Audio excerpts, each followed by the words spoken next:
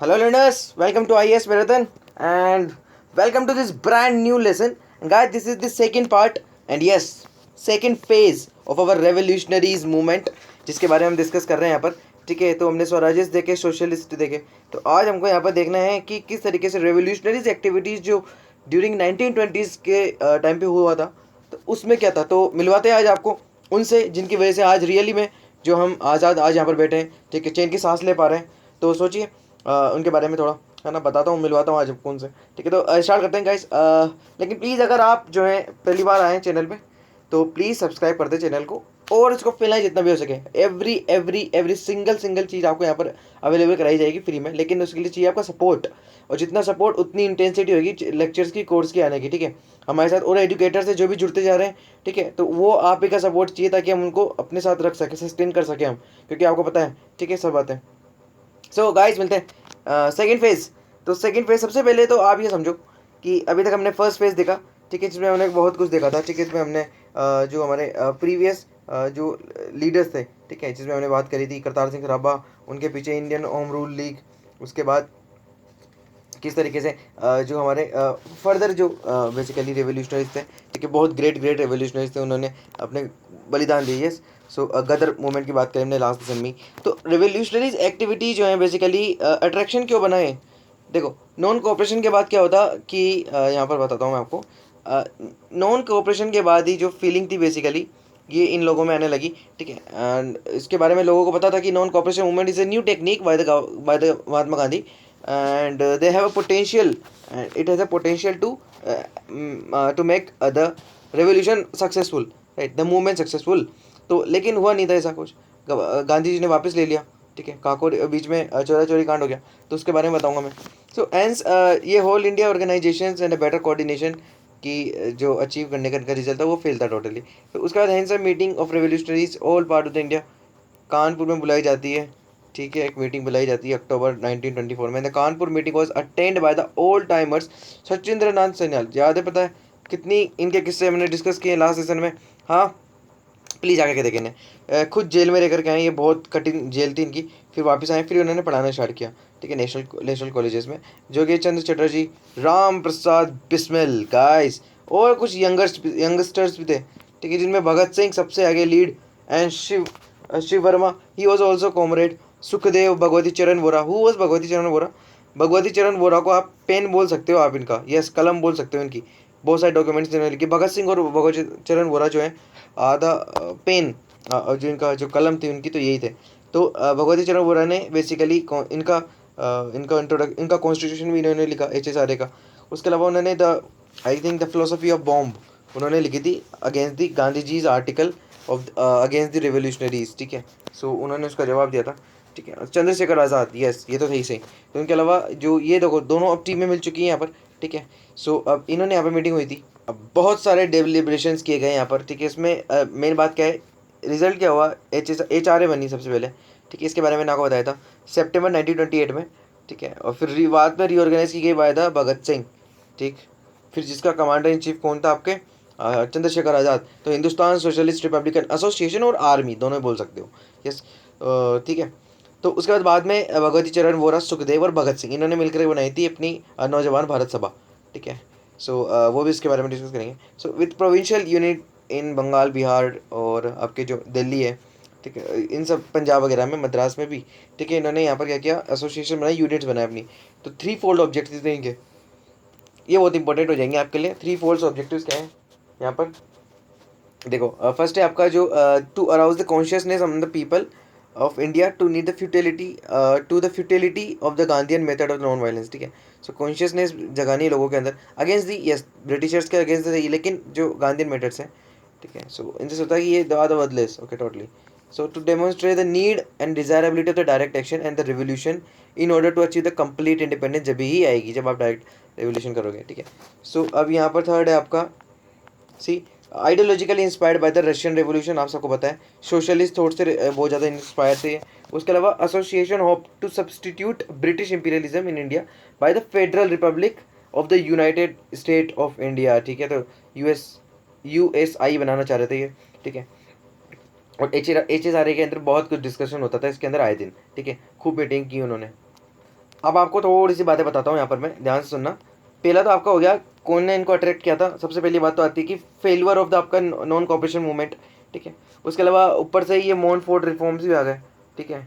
Montfort reforms भी आ गए, ठीक है, आपको बताएं 1919 के। तो वो इनको और जो है बेसिकली इनको बेसिकली क्या हुआ कि गवर्नमेंट का जो ये बेसिकली इनका जो फेस था पूरा रोल ओवर हट चुका था, ठीक है, बिकॉज इनमें कम्युनल रिप्रेजेंटेशन और बहुत कुछ था, ठीक है। सो अब सडन विड्रॉल कर लिया गया एनसीएम से बाय द गांधी जी, ठीक है। अब स्वराजिस्ट के वर्क पर इन्होंने क्या किया, अट्रैक्ट हुए बेसिकली पहले तो, ठीक है।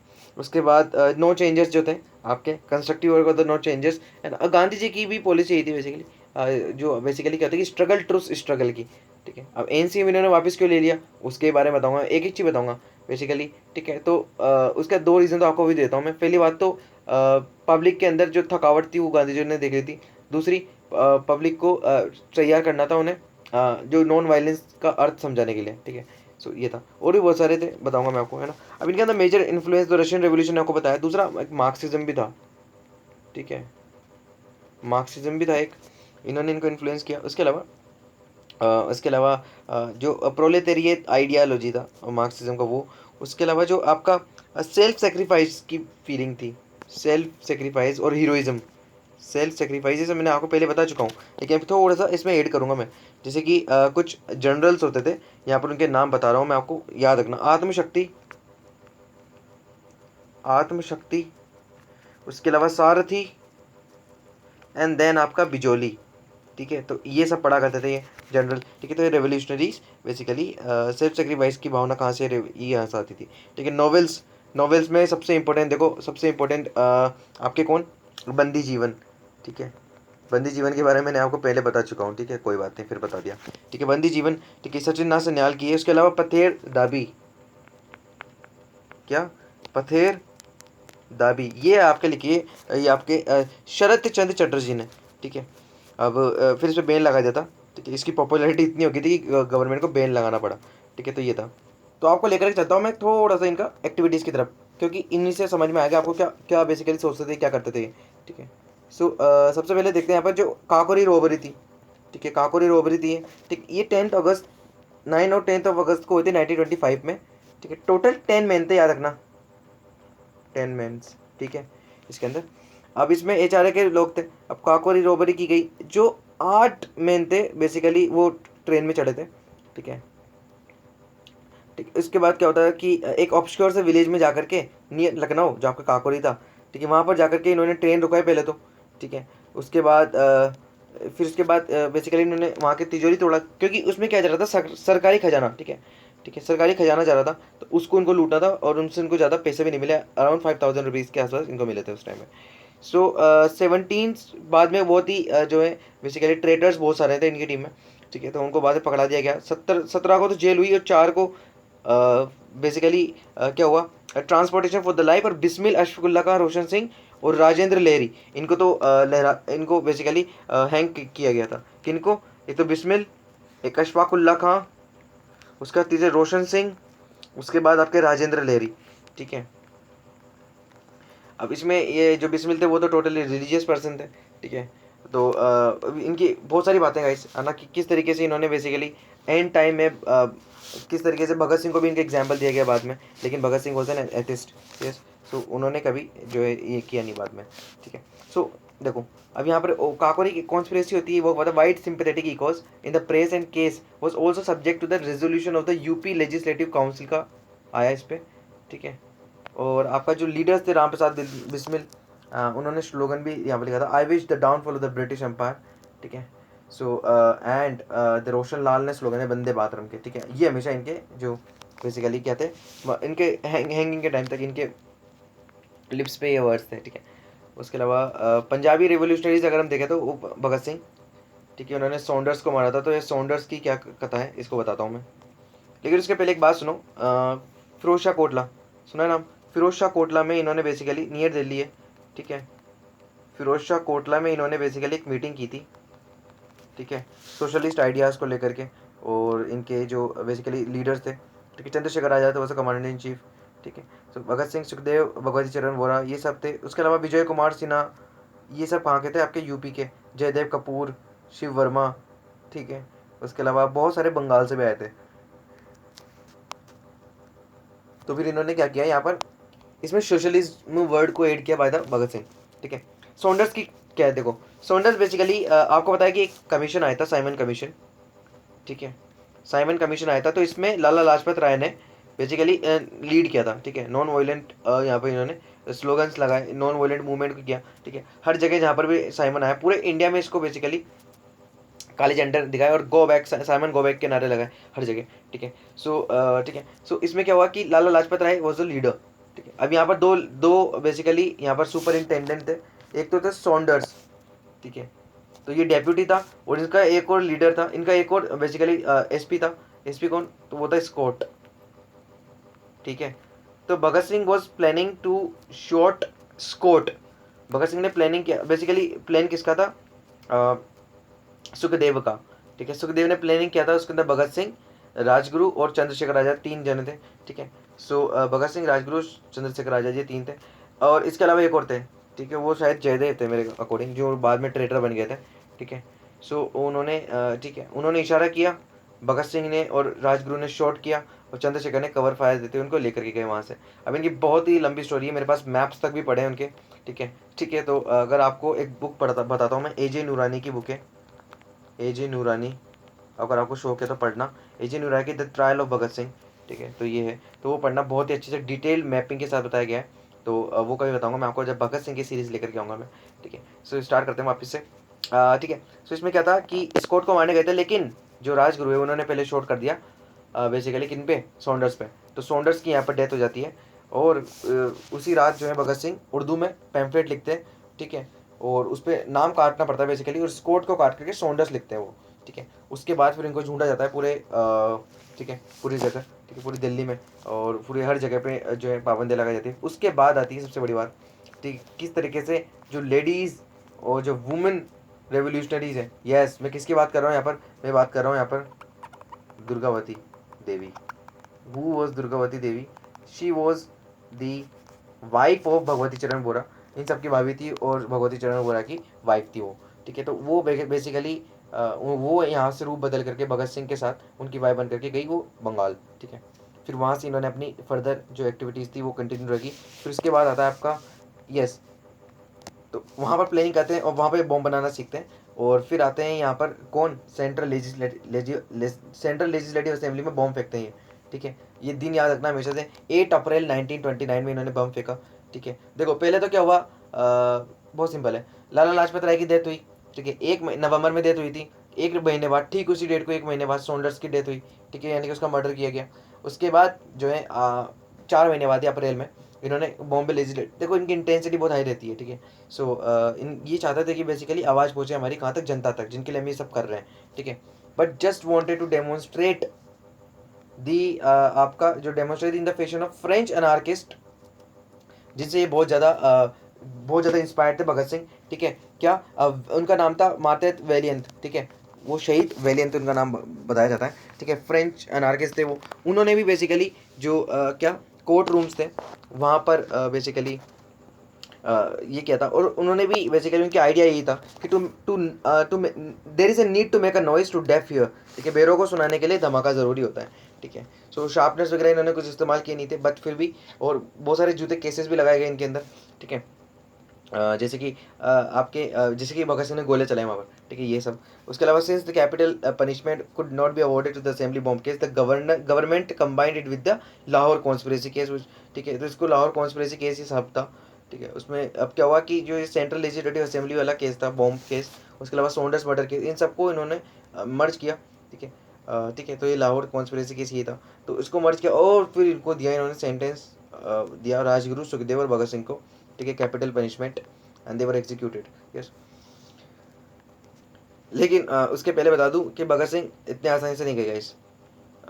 चलो बताने के तो बहुत चीज़ है, लेकिन कुछ काम की बात बताता हूँ। 117 डेज, रिमेंबर दिस डेटा। ठीक है। सिर्फ डेटा नहीं है ये, इंडियन हिस्ट्री में गोल्डन वर्ड से लिखा जाना चाहिए ये वाला पीरियड। 117 दिन तक अगर आज तक किसी ने भूख हड़ताल की है तो वो यही थे, हंगर स्ट्राइक। ठीक है।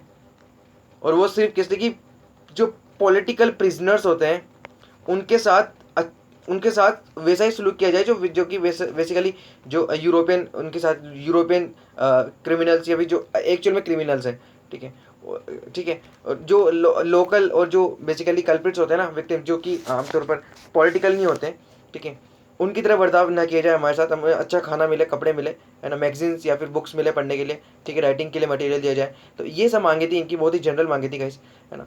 तो उसके लिए इन्होंने 117 डेज रिमेंबर गाइस। इसके अलावा बहुत सारी बातें इसके अंदर, बहुत सारी छोटी छोटी बातें, बहुत मीठी यादें इसके अंदर। क्यों कह रहा हूँ मीठी यादें, बहुत दर्द सहा इन्होंने, लेकिन उसके अंदर भी कुछ ऐसी बातें हैं जो ये हमेशा इंजॉय करते थे उस चीज़ को। वो था इनका हीरोइज्म, वो था इनका रोमांटिसिज्म टुवर्ड द कंट्री, ठीक है। उसके अलावा एक बार बिस्किट भी इन्होंने बेसिकली थोड़ा सा खाया था इसके बीच में, ठीक है। ये है एक्चुअली प्रूफ के आधार पर बोलता हूँ मैं हर चीज़, ठीक है। सो आपको पता है कि किस तरीके से नाक में इनके बेसिकली दूध डाल दिया जाता था, ताकि ये जो है किस तरीके से इनका खाना पहुँचे पेट तक और इनकी भूख हड़ताल ख़त्म हो जाए, ठीक है। सो उन्होंने बहुत ही अच्छी तरीके से बहुत ही कठोर तरीके से इसको बेसिकली रेजिस्ट किया, ठीक है, and they were successful totally, ठीक है। आखिरकार जीते ही सही है। तो सोचें आप, अगर ये इंसान अगर जेल के बाहर होता तो क्या कुछ नहीं कर जाता, बट अनफॉर्चुनेटली इंडिया के बेसिकली भाग में था नहीं है, ठीक है। सो यस, लेकिन इन्होंने बहुत कुछ करके गए। भगत सिंह का एक बेसिकली आइडिया है, ठीक है, वो कभी आपको बताऊंगा मैं, अंदर पूरा रिटर्न में है वो। इन्होंने कहा था कि अगर मैं अपनी इनकलाब का नारे को अगर दुनिया के अगर भारत के कोने कोने तक भी पहुंचा पाता हूँ मैं, तो मैं समझूंगा कि मेरा जीवन जो है बेसिकली देश की सेवा में मैंने निछावर कर चुका हूँ मैं, ठीक है, और मेरी लाइफ सफल हो चुकी है, ठीक है, जो कि इन्होंने किया भी सही, ठीक है। नेक्स्ट आता है आपके सूर्य सेन, ठीक है, जो चितकोंग आर्मी केस में बेसिकली क्या थे, चितकोंग आर्मी आर्मरी रेड के बेसिकली क्या थे, मास्टर माइंड थे, ठीक है। और इन्होंने बेसिकली इन्होंने एक प्रोविजनल इंडिपेंडेंट गवर्नमेंट भी बना ली थी इंडिया की, और उसको अपने आप को प्रेसिडेंट भी घोषित कर दिया था, ठीक है। अब रेवोल्यूशनरीज ने खूब वेलर दिखाया यहाँ पर, but without much tangible success. Surya Sen को भी basically not for long escape and the long arm of the police and was arrested and hanged in 1933। इनको भी बाद में हैंग कर दिया गया, ठीक है।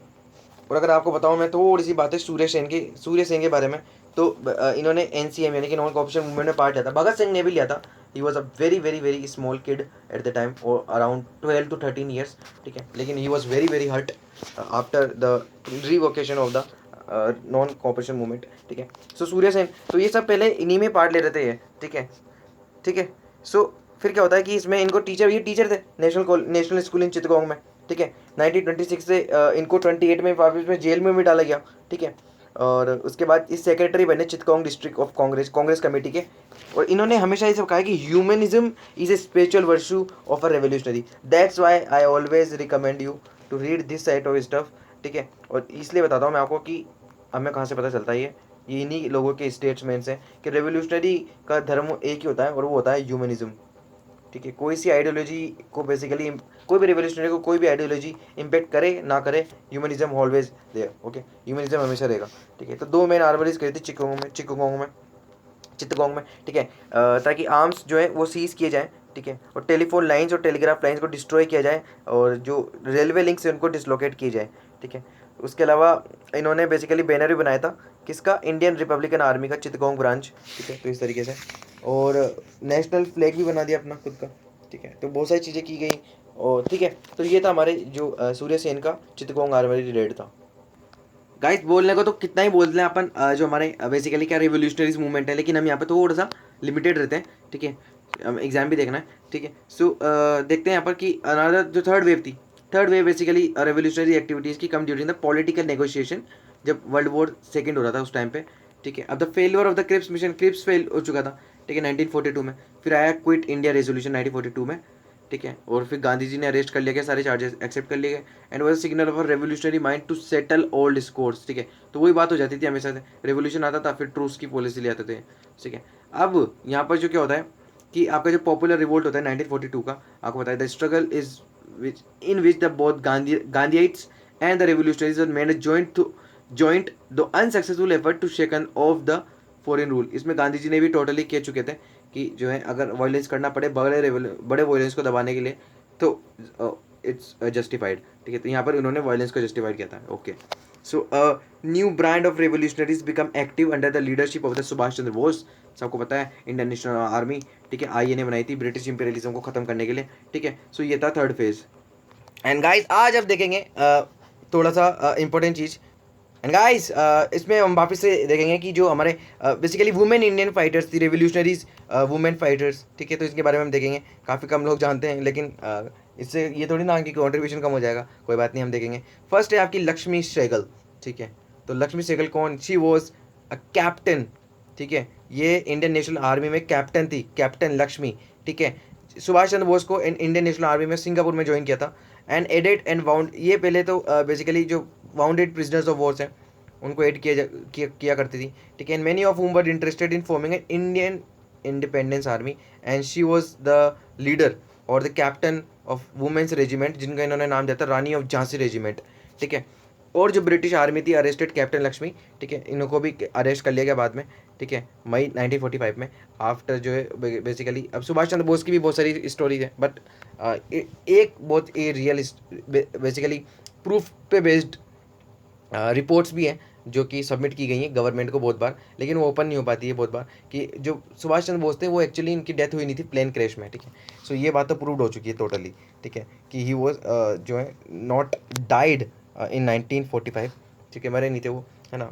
He was lived for a long time, ठीक है, आफ्टर इंडिपेंडेंस भी, ठीक है। उसके बाद महल, देखो यहाँ पे बेगम हजरत महल है, ठीक है, ये कौन है? महल मैदान was basically was maiden name, sorry, इनका maiden name was the Mohammadi Khanum, ठीक है। And she was then sold to royal agents of the Nawab of Oudh. She was the first wife of the Nawab Wajid Ali Shah of Oudh, ठीक है, तो वहाँ की बेसिकली ये नवाब की वाइफ थी। And she was one of the most pivotal rebellion character in 1857, ठीक है, तो पूरा फ्रीडम मूवमेंट और फ्रीडम फाइटर्स के रेवोल्यूशनरी वुमेन्स फाइटर्स देख रहे हैं हम यहाँ पर, ठीक है।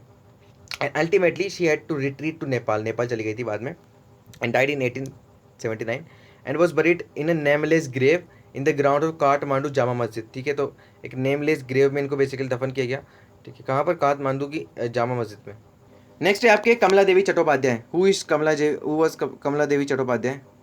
हाँ, Kamala Devi Chattopadhyay was the daughter of district collector of the Mangaluru, ठीक है, Kamala Devi Chattopadhyay. In 1930s she was arrested in entering Bombay stock exchange to sell packets of the contraband salt, ठीक है, तो सोल्ट मूवमेंट में इन्होंने बहुत पार्ट लिया। उसके अलावा spend almost a year in the jail. And she was also a feminist who opposed her own colleagues when they ignored and infringed women rights, ठीक है, तो इतनी बेसिकली जागरूक महिला थी उस टाइम की। And she was a feminist also. And she become the first women from India to be arrested by the British government for an active role in patriotic leaders, समझो, ठीक है, तो ये बहुत इंपॉर्टेंट हो जाता है आपके लिए कि पहली ऐसी औरतें इंडिया से जिनको अरेस्ट किया गया बाय द ब्रिटिश, ठीक है, in basically by taking the parts in the revolutionary activity, और जो आपके एक्टिविटीज़ होते हैं और पेट्रोटिज्म की जितनी भी एक्टिविटीज़ होती हैं उनसे related. And she was the first women candidate for the legislative assembly also, है ना। उसके बाद आते हैं आपके भोगेश्वरी फुंक, बेसिकली कौन? आपके भोगेश्वरी फुकनन, ठीक है। अब ये कौन है? ये है बेसिकली नगांव आसाम की, ठीक है। एंड 60 ईयर्स ओल्ड मार रहे, इसको हम 60 ईयर ओल्ड मानते हैं, उस टाइम पे 60 ईयर्स ओल्ड थी। And when the revolutionaries had just taken back control of their office in the Baharampur, the police raided the place and Bogeshwari gathered a crowd including her 6 sons and daughters, 2 daughters, अपने 6 लड़के और 2 daughters के साथ, even hit the captain who led the police and the captain shot her dead। सोचो, ठीक है, इन्होंने basically ये भी बहुत बड़ा नाम है, ठीक है, भोगेश्वरी फुनकन। गाइस यहाँ पर मैं थोड़ा सा लिमिटेड रहता हूँ, आपको जो है ये इंपॉर्टेंट बता रहा हूँ। लास्ट है आपकी जो है मतंगिनी हजरा, लेकिन प्लीज़ बिलीव मी पूरा एक बेसिकली पूरी जो है लेक्चर लेकर के आऊँगा पूरा, जिस अभी तो ये इसके अंदर बेसिकली हम रेवोल्यूशनरी एक्टिविटीज़ पढ़ रहे हैं, इसलिए मैं इनको इंक्लूड कर दे रहा हूँ। बाद में पूरा एक लेक्चर आएगा जिसके अंदर आएगी आपकी पूरी वुमेन फ्रीडम फाइटर्स, पूरी फ्रीडम वुमेन फाइटर्स आएंगी, ठीक है, जिसके अंदर हम हर कोई की बात करेंगे, ठीक है, रानी लक्ष्मीबाई से लेकर के अभी तक की जितनी भी, ठीक है, मतलब इंडिपेंडेंस तक, ठीक है। इसके अंदर दुर्गा देवी है ना, सुशीला देवी, इन सब के बारे में बात करेंगे हम, ठीक है। एंड इसमें कौन है आपकी मतंगिनी हजारा, ठीक है, was the known the champion of आपकी कौन was the champion of the Quit India movement, and she was the staunch Gandhian and the supporter of the non-cooperation movement. And at the age of 73, she was also an active participant in the Quit India movement, leading to the procession of the 6,000 supporters. Okay, so this was unsung heroine was shot dead by the British while trying to capture Tamluk police station but Hazara didn't back down and marched forward with the national flag repeating the slogan of the Vande Mataram. तो बहुत ही ज़्यादा वीरांगना है हमारे देश की, ठीक है। So we salute this freedom fighters, the great freedom fighters. तो इनका बहुत ज़्यादा कंट्रीब्यूशन है, इनके बारे में पढ़ना चाहिए हमको, ठीक है।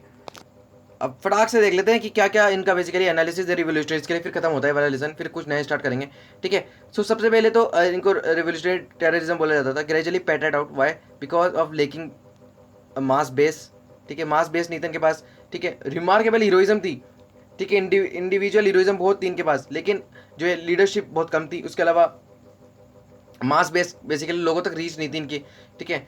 और स्मॉल और सीक्रेट ऑर्गेनाइजेशंस और ग्रुप में काम करते थे ये, ठीक है। एक बड़ा ऑर्गेनाइजेशन नहीं बना पाई, एक ऑल्टरनेट नहीं बना पाई है, ठीक है, ठीक है। ताकि एक स्ट्रॉन्ग कॉलोनियल स्टेट को बेसिकली जो है टक्कर दे सकें। But despite this small numbers and eventual failures they made a valuable contribution in the nationalism in India, ठीक है। नेशनलिज्म तो बहुत ही बड़ी मात्रा में फैला करके गई है, and as a historian has put it, they gave us a back the pride of our manhood, ठीक है। But the terrorist did a make a valuable contribution to the growth of nationalism in India, ठीक है। तो ये इनके जो words होते हैं, ये इन पे प्लीज़ आप ज़्यादा फोकस मत करना और ज़्यादा सेंटी मत होना, ठीक है। इमोशनल अगर आप हो जाते हो यहाँ पर तो थोड़ा सा आपके लिए दिक्कत हो जाएगी, ठीक है। And because of their heroism the terrorist become immensely popular among the compatriots, even though most of the politically conscious people did not agree with their political approach, ठीक है। तो ये बहुत ही ये हिस्टोरियंस के बेसिकली स्टेटमेंट्स हैं जो यहाँ पर मैंने इंक्लूड किए हैं। सो यहाँ पर एक क्वेश्चन आता है गाइस कि क्या ये जो रेवोल्यूशनरीज थे, सेडिशनिस्ट थे, ये क्या सोसाइटी के एनिमी थे क्या, या फिर ट्रू पेट्रियोट थे क्या, मार्टिरियस और जो फ्रीडम फाइटर्स हैं, है ना। तो ये क्वेश्चन बहुत ही जो है टिपिकल है, ठीक है। दोनों इंपीरियल हिस्टोरियंस और इंडियन राइटर्स ने इनको डिफरेंटली आंसर किया है, ठीक है। और हमारे लिए भी इतना डिफिकल्ट है इसको आंसर करना, ठीक है। सो अब अगर हम रियल सक्सेस देखें achieve through the revolutionary terrorism methods, ठीक है, तो अगर उन पर हमारा बेस देखें तो इनका जो बेसिकली कॉन्ट्रीब्यूशन है वो हमको यहाँ पर मेजर करना पड़ेगा। And their spirit of selfless services to the motherland inspire the young revolutionaries, ठीक है। इवन गांधी जी ने भगत सिंह को अप्रिशिएट किया था, ठीक है, लेकिन क्या करें हम, ठीक है। And his courage and deep love for the Indian humanity and observe our heads bands before the Bhagat Singh bravery and sacrifice, ठीक है। लेकिन बाद में कोई करने से कुछ नहीं होता, ठीक है। अब गांधी जी पे भी बेसिकली इल्जाम लगाया जाता है, the black spot in the career of Gandhi ji, ठीक है। Yes, it's a political career and this is all politics, ठीक है। सो यहाँ पर ज़्यादा आगे नहीं बढ़ेंगे अपन, ठीक है। And further the second phase of the revolutionaries was not merely the romanticist and revivalist, ठीक है, but gave the socialist orientation to the movement. ये जरूर बात है कि उसके अलावा बाद में आपके जो जवाहरलाल नेहरू थे वो was also the have a socialist tilt, ठीक है। उनको फैबियन सोशलिज्म की तरफ टिल्ट था। एंड अब ऑल द स्लोगन ऑफ इनकलाब जिंदाबाद का नारा इन्होंने दिया बेसिकली, कौन है, भगत सिंह ने। Yes, originally was given by the Bhagat Singh, ठीक है। इसका बताता लॉन्ग लिव रेवोल्यूशन, ठीक है। अब रेवोल्यूशन का यहाँ मतलब इन्होंने बहुत ही बार समझा रखा है अपने बुक्स में, मतलब जो छोटी मोटी इनकी राइटिंग्स है। Why I am an atheist, please पढ़ना, I highly recommend you, highly अपने लाइफ में जरूर एक बार पढ़ना why I am an atheist. ये प्योर राइटिंग है भगत सिंह की, ठीक है, क्योंकि बहुत ही कम अवेलेबल है। हालांकि इन्होंने लिखा बहुत कुछ था लेकिन वो पहुंचा कहाँ तक, ठीक है। सो इट्स अ कंट्रोवर्सी बहुत बड़ी, ठीक है, कई बताऊंगा, ठीक है ना। Gandhiites under the which the Gandhiites for the struggle was the first popular by the revolutionaries and in India today the revolutionary fighters as remembered is the martyrs and who laid down their lives for the cause of the nation, ठीक है। and the nation will remember the martyr by honoring their tombs in the place of the pilgrimages, ठीक है, as the places of the pilgrimages। yes, तीर्थ है हमारे लिए इनके जो बेसिकली इनके इनके बेसिकली जो टॉम्स है, ठीक है, ठीक है। और क्या ही कहें इनके बारे में, तो हाँ, ये तो बेसिकली लाइफ है हमारी, ठीक है। भगत सिंह, ठीक है, सुखदेव राजगुरु, ठीक है। एंड इसके अलावा ये है बेसिकली लक्ष्मी शेरगिल, ठीक है। ये है सुभाष चंद्र बोस INA, और ठीक है चंद्रशेखर आज़ाद, रानी लक्ष्मीबाई, ठीक है। तो अगले लेसन में कुछ हम मज़ेदार देखेंगे। सो गाइस, अब तक हमने काफ़ी कुछ देखा यहाँ पर, जैसे कि transition of 18th century, British empire, ये सब हम देख चुके हैं। यहाँ पर रिवोल्ट भी देख चुके हैं, अर्ली नेशनलिज्म, ये और अब हम गांधीजन देखेंगे, गांधीजन पॉलिटिक्स क्या रहा है, इसको जल्दी खत्म कर लेंगे। फिर quit India movement, freedom partition, ये सब देखेंगे। तो गाइस कनेक्ट रहना हमारे साथ, ठीक है। और प्लीज़ जो है बेल आइकन को दबाएं प्लीज़, है ना। और जितना हो सके उतना शेयर करें हमारे एफर्ट्स को। एंड गाइस बताओ मुझे कैसा लगा आपको, और कुछ अगर और बातें आपको जाननी हो तो प्लीज़ कमेंट सेक्शन रहा आपके लिए ओपन है, टेलीग्राम ओपन है, फेसबुक ओपन है, इंस्टाग्राम ओपन है, जितना पे आप कनेक्ट करना चाहें प्लीज़ करें, ठीक है। सो गाइस मिलते हैं अगले समय, जब तक के लिए stay tuned and have a nice day, thank you.